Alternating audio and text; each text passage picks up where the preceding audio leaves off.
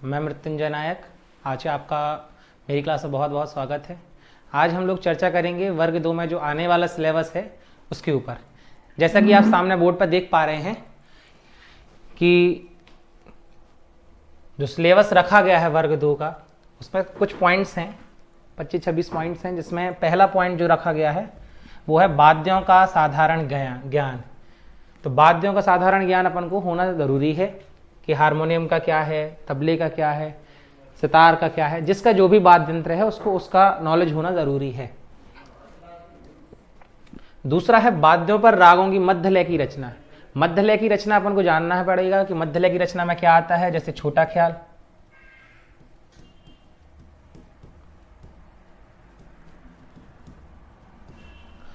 छोटा ख्याल, बड़ा ख्याल, ये क्या होता है, ये चीज़ अपन जानेंगे। वाद्यों का संक्षिप्त परिचय और उनकी विभव अवयवों की जानकारी। जैसे हारमोनियम है,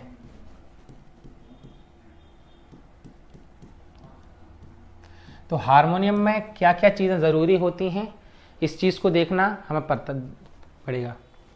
ठीक है। इसके बाद आकाशवाणी द्वारा मान्य वंदे मातरम और देशभक्ति गीत को स्वर लय में गायन, कि जैसे आपको पता है कि राष्ट्रगान जो होता है वो 52 सेकेंड में अपन को पूरा करना पड़ता है। इसी प्रकार से उसको लिखना आना चाहिए, गाना आना चाहिए। छठवां है कि मानो प्रकार तानो तोड़ो की परिभाषा एवं तोड़ों में अंतर। तान कितने प्रकार की हैं ये अपन को देखना है। तान के प्रकार, कौन सी तान किस प्रकार से गाई जाती है ये हमें मालूम होना चाहिए। अगला टॉपिक है पूर्वांग, उत्तरांग राग, संधि प्रकाश राग, परमिल प्रवेशक रागों में जानकारी। तो जैसे पूर्वांग राग कौन से हैं, उत्तरांग राग कौन से हैं, पूर्वांग उत्तरांग, ये बहुत ही इंपॉर्टेंट टॉपिक है इस सब्जेक्ट के लिए, जिसमें आपको पता होना चाहिए। और संधि प्रकाश राग किस टाइप से होने हैं ये आपको पता चाहिए। संधि प्रकाश राग कहलाते हैं जो दो समय चक्र में दो समय को जोड़े। समय चक्र जब अपन पढ़ेंगे तो अपन समय चक्र में अपन को ये एक टॉपिक मिलेगा, संधि प्रकाश राग।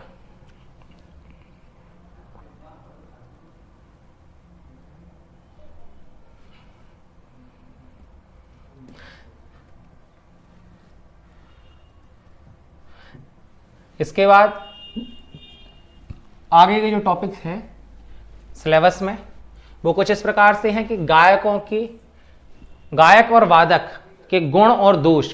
जो गाते समय होता है तो गाने समय जो चीज़ें होती हैं कुछ प्रकार होते हैं, जिसमें गायकों के गुण दिखाए जाते हैं। गुण और दोष किस प्रकार से होते हैं वो चीज़ अपन इस टॉपिक में देखते हैं। इसके बाद कुछ जीवन परिचय हैं। स्वामी हरिदास जो कि तानसेन के गुरु थे, राजा मानसिंह तोमर, संगीत सम्राट तानसेन, अमीर खुसरो का जीवन परिचय, कि इनका संगीत में क्या योगदान रहा है, कब इनकी जीवनी है, कब इनका जीवन हुआ, कब इनकी मृत्यु है, ये सब अपन लोग देखेंगे इस चीज में। निम्नलिखित रागों का परिचय: बिहाग, केदार, हमीर, बागेश्वरी, भीमपलासी, जौनपुरी, भैरवी एवं तोड़ी, ये कुछ राग दिए हैं जिनका परिचय अपन को पता होना चाहिए कि राग कहाँ से संबंधित है, किस थाट से उठाया गया है, कौन से इसमें वादी स्वर हैं, कौन से इसमें संवादी स्वर हैं। ये सब अपन लोग राग की शास्त्रीय में जो परिचय होगा उसमें अपन पढ़ते हैं। इसके बाद अगला जो टॉपिक है वो तालों से है। तो तालों के अपन को ठ, दोगुन, चौगुन लयों में ताल लिपि को लिखना आना चाहिए, कि जैसे जो अपन लिखते हैं 1 5 13 पर ताली, 9 पर खाली, जैसे 3 ताल का परिचय ये है। तो उसमें जहां जो चीज लिखने की होती है तो वहां अपन को लिखना आना चाहिए, कि जैसे नॉर्मली अपन लोग लिखते हैं, जैसे ये 3 ताल का है, फिर यहां अपन ने लगाया तो यहां अपन ने ये क्रॉस दिया,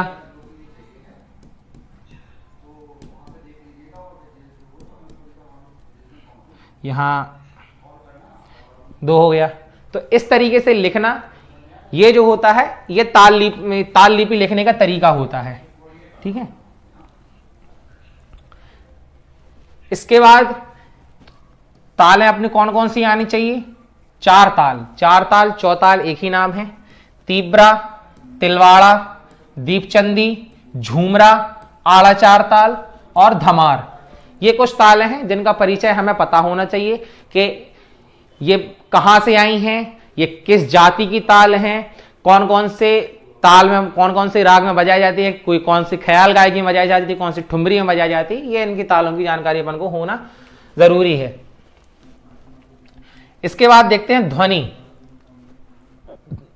तो ध्वनि जो होती है संगीत से जो ली जाती है ध्वनि होती है वो संगीतमय ध्वनि कहलाती है। तो शोर और संगीत दोनों चीजें अलग अलग हैं, ठीक है, जिसमें अभी ध्वनि के अंतर्गत अपन को संगीतिक ध्वनि पढ़ना है और शोर पढ़ना है। नाद के प्रकार, छोटा नाद का छोटा बड़ापन, ये सब चीजें अपन इसमें नाद की तीव्रता, तारता, गुण और कंपन को अपन पढ़ेंगे।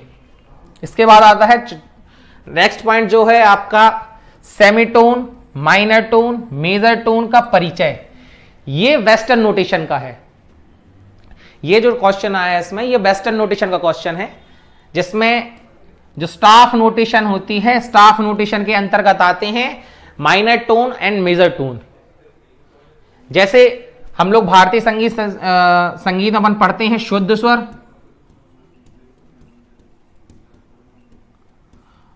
और कोमल स्वर, उसी तरीके से अपन वेस्टर्न में पढ़ते हैं major tone and minor tone.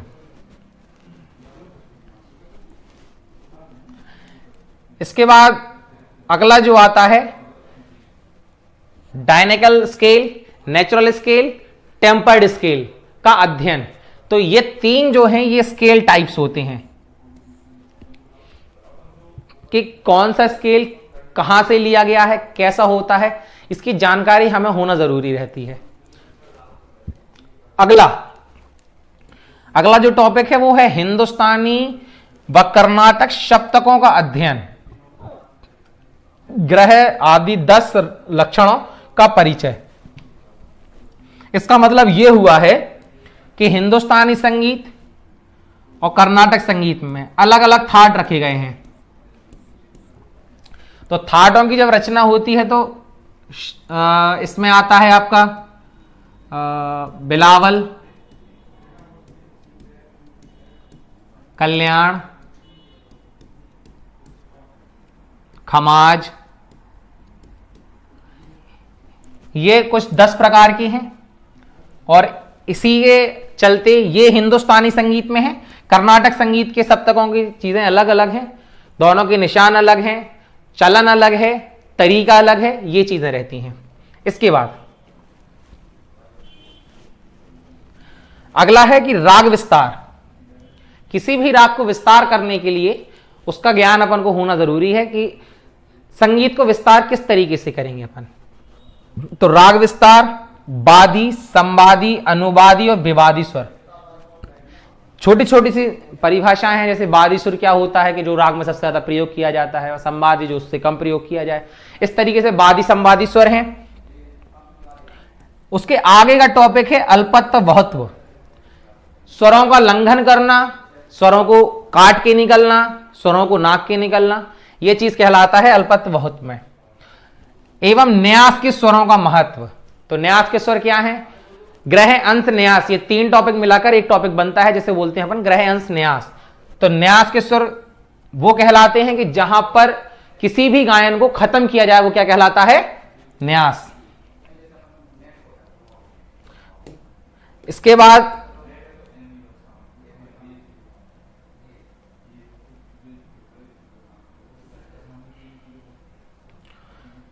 बाद जो अगली चीजें हैं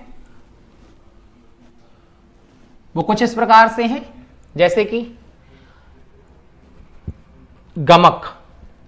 गमक के लक्षण एवं प्रकारों का अध्ययन। गमक कौन कौन सी प्रकार की हैं, गमक के प्रकार देखेंगे और उनका अध्ययन करेंगे। भारतीय मत अनुसार वाद्यों का वर्गीकरण का समान परिचय। तानपुरा और वाद्य में परीक्षार्थियों के लिए अपने अपने वाद्यों का संक्षिप्त इतिहास। जैसे किसी बच्चे का सब्जेक्ट तबला है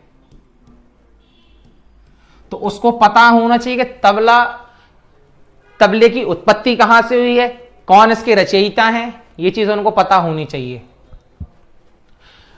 और भारतीय मत अनुसार वाद्यों का वर्गीकरण, यानी कौन सा वाद्य कहां आ रहा है, जैसे सुशिर में आ रहा है,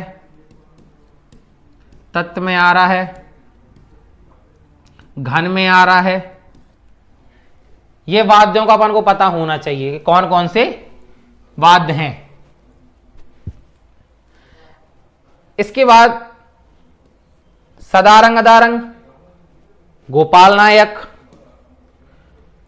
भास्कर बुआ बखेले, उस्ताद अब्दुल करीम खां, उस्ताद अलाउद्दीन खां, उस्ताद फयाज खां, राजा भैया का जीवन परिचय और इनका संगीत में क्या क्या योगदान रहा है वो अपन को देखना पड़ता है। जैसे सदारंग अदारंग जो थे वो मोहम्मद शाह रंगीले के दरबारी गायक थे, ठीक है। तो इस चीज में जब इनका पर्टिकुलर अपन ये चीज देखेंगे तो वहां पढ़ेंगे इसको। इसके बाद अगला टॉपिक है पाठ्यक्रम में रागों में एक एक विलंबित लय अथवा मसीद खानीगत अथवा मध्य लय में रजा खानीगत में आलाप तोड़ें। जब मसीद खानीगत और रजा खानीगत अपन जब आगे पढ़ेंगे तो उसमें अपन जो उनकी गतें होंगी, जो गाने का तरीका होगा, तो उसको अपन पढ़ेंगे कि जैसे विलंबित लय में कौन सी गत गाई जाती है कि मसीद खानीगत होती है, और मध्य लय में कौन सी होती है, रजा खानीगत होती है। इसके बाद जो अगला टॉपिक है, छोटे छोटे टॉपिक्स इसके बाद इसमें दिए गए हुए हैं कि जिनकी आपको जानकारी होना पड़ता है, जैसे मीड, सूत, मुर्की, खटका, घसीट, जमजमा, क्रतून, गमक, झाला, तोड़ो, अभिभाव, तिरुभाव का सामान्य जानकारी। तो अब आपको यह चीज पता होनी चाहिए कि थाट मीड अगर दी गई है तो मीड है क्या। तो मीड जो होती है एक सुर से दूसरे सुर पे जाने का तरीका बिना रोके जाने के लिए मीड का इस्तेमाल करते हैं। जैसे सा पे मा पे अगर मीड लेनी है तो ये अपन साइन उल्टा लगाते हैं, ऊपर लगाते हैं, तो सा पे मा की मीड है। इसी प्रकार से सूत, तानपुरे में जब तार लगाते हैं अपन, जैसे ये तार डले हुए हैं तानपुरे में, अब इसका वाइब्रेशन जो जा रहा है वो 240 जा रहा है, लेकिन अपन को इसका वाइब्रेशन 220 चाहिए, तो उस जगह पर अपन इसमें धागे की गठान लगाते हैं, जिस वजह से इसका वाइब्रेशन कम होता है, जहां इसलिए इसको सूत का होता है। सूत में यही बस काम होता है कि इसकी वाइब्रेशन अपन को तार की कम करनी है, जो आंदोलन संख्या तार की कम हो रही है वो चीज। जैसे जमजमा होता है, ये क्या बोलते हैं, सितार का पार्ट है, घसीट सितार का पार्ट है, झाला सितार का पार्ट है। ये इस प्रकार के जो पार्ट्स हैं ये सितार में लिए गए हैं।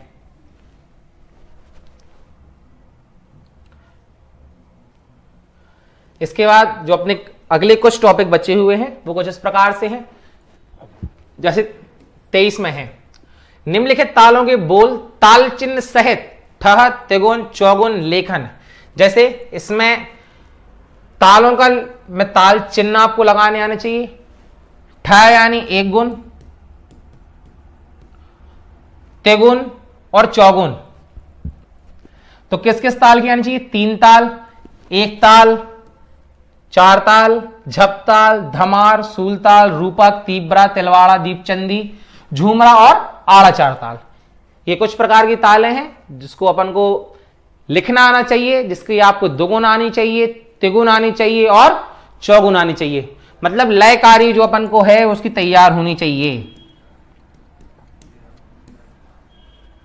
इसके बाद संगीत के संबंधित विविध विषय, तो संगीत से संबंधित विषय कौन कौन से हैं, तो अपन बोल सकते हैं नृत्य, वादन, गायन, ये संबंधित विषय इसके संगीत के जो हैं कुछ संबंधित विषय हैं। गंधर्व गान, मार्गी एवं देसी में सामान्य परिचय, तो मार्गी संगीत और देसी संगीत ये 2 टॉपिक्स जो हैं ये थोड़े से बड़े टॉपिक हैं जिनको अपन को पढ़ना अलग से पड़ेगा। इसके बाद आया है रागों में एक एक विलंबित गत मसीद खानी और रजा खानी गत में आलाप तान तोड़े सहित लेखन। मसीद खानीगत और रजा खानीगत 2 प्रकार की ये गतें होती हैं जो कि बनाई गई थी। तो मसीद खां थे और मसीद खां थे और रजा खां थे। इन्होंने एक एक गत का निर्माण किया था, जिस वजह से इनको नाम रखा गया था, इन्हीं के नाम पे इनकी गत का नाम दिया गया था, मसीद खानी गत और रजा खानी गत। मसीद खानी गत वो होती है जो बहुत विलंबित तौर पे चलती है, और रजा खानी गत होती है तो जो थोड़ा सा मध्य लय में चलती है। इसके बाद अगला जो टॉपिक है वो है आड़, क्वाड़ और ब्याड़। ये परिचय है, ये ताल में प्रयोग होती है। ताल की आड़ करना, ब्याड़ करना और क्वाड़।